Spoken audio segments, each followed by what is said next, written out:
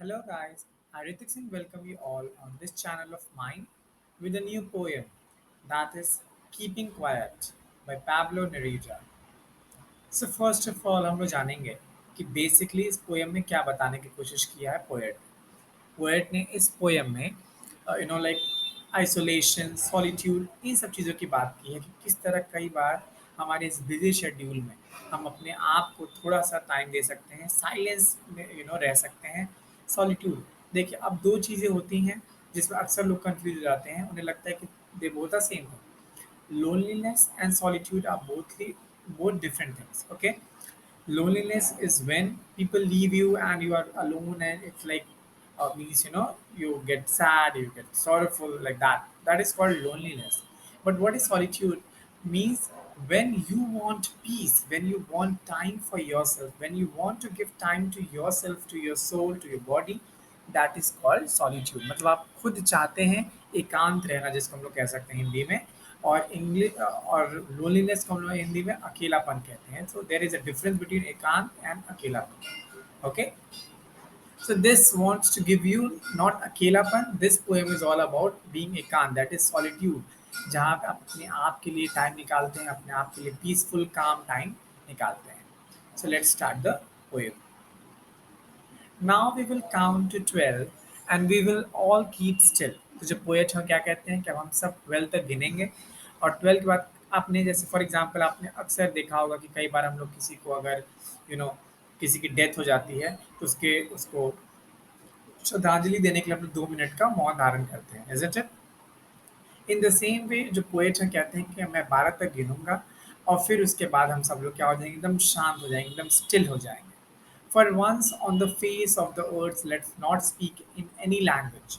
सिर्फ कुछ देर के लिए हम लोग इस दुनिया में मतलब हैं, तो हम लोग इस दुनिया में कोई भी भाषा नहीं बोलेंगे, मतलब एकदम हम लोग चुपचाप एकदम साइलेंट हो जाएंगे। Let's stop for a second and not move our arm so much. और सिर्फ सेकेंड्स के लिए ही रुक जाएं और अपने हाथों को, अपने पैरों को, अपने शरीर को बिल्कुल भी यूज ना करें, मतलब कि एकदम काम, एकदम silently we have to just sit over there. It would be an exotic moment. Exotic means strange moment, rare moment, without rush, without engines.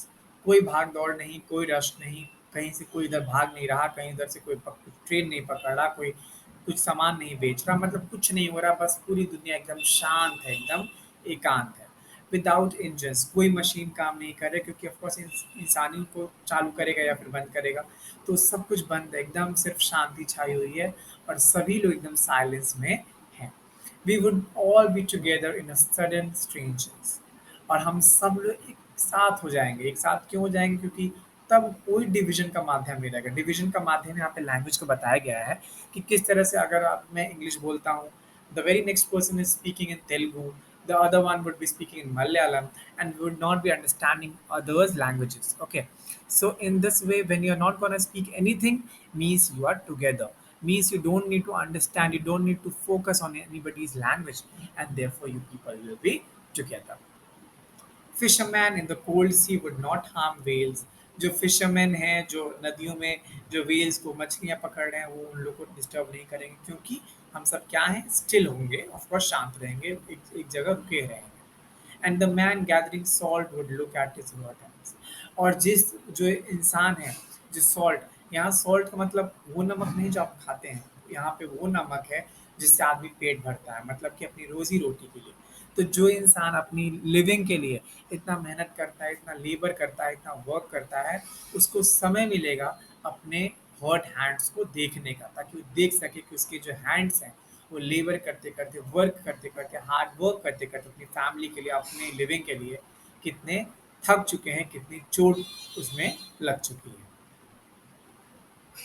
Those who prepare green wars. Green wars here represents to the wars which we are having with our environment. मतलब कि जिस तरह से हम लोग deforestation कर रहे हैं, पेड़ काट रहे हैं, यू नो सारे जितने भी फॉरेस्ट हैं उनको तबाह कर रहे हैं सिर्फ डेवलपमेंट के लिए, that is called as green wars. Wars with gas, wars with fire. अब जो दूसरे देशों से वॉर्स हो रहे हैं जिसमें गैस की यूज़ हो रही है, फायर की यूज़ हो रही है, आग की यूज़ हो रही है, हर एक चीज़ की यूज़ होती है, ऑफकोर्स आप लोग जानते हैं वॉर्स में। Victories with no survivals. और सबको पता है कि जब जीत होती है तो ऑफ कोर्स एक साइड के लोगों का कोई सर्वाइवल नहीं बचता। कहने का मतलब ये है कि दूसरी देश जो है वो जीत भी रही है किसके बलबूते पे? दूसरे ह्यूमंस को मार के। इन द सेम वे हम लोग भी किस तरह डेवलप कर रहे हैं? अपने एनवायरनमेंट के ऊपर पैर रख के, अपने एनवायरनमेंट को कुचल के, डिफॉरेस्टेशन करके हम लोग डेवलपमेंट के आगे बढ़ रहे हैं। Put on clean clothes and walk about with their brothers in the shade doing nothing. और वो सब लोग जितने भी ये लोग प्रिपेयर करते हैं वॉर्स के लिए, जो हर समय वॉर के लिए तत्पर रहते हैं, वॉर करने के लिए बेताब रहते हैं, वो सब लोग शांत होकर अच्छे अच्छे कपड़े पहन के भाईचारा निभाएंगे और पेड़ की छांव में एक साथ बैठे रहेंगे। What I want should not be confused with total inactivity. Inactivity means here death. ठीक है? तो जब पोएट कहते हैं कि मैंने इतना तो तुम लोग को शांत रहने के लिए कहा, स्टिल रहने के लिए कहा, इसका मतलब तुम लोग ये मत समझ लेना कि मैंने तुम्हें ये कह दिया कि तुम लोग मर जाओ। इट ओनली मेंट कि तुम लोग थोड़ी देर के लिए नथिंगनेस में चले जाओ, मतलब बिना किसी काम के सिर्फ एकांत हो जाओ और अपने आप को देखो, अपने आप को इंट्रोस्पेक्ट करो। Life is what it is about.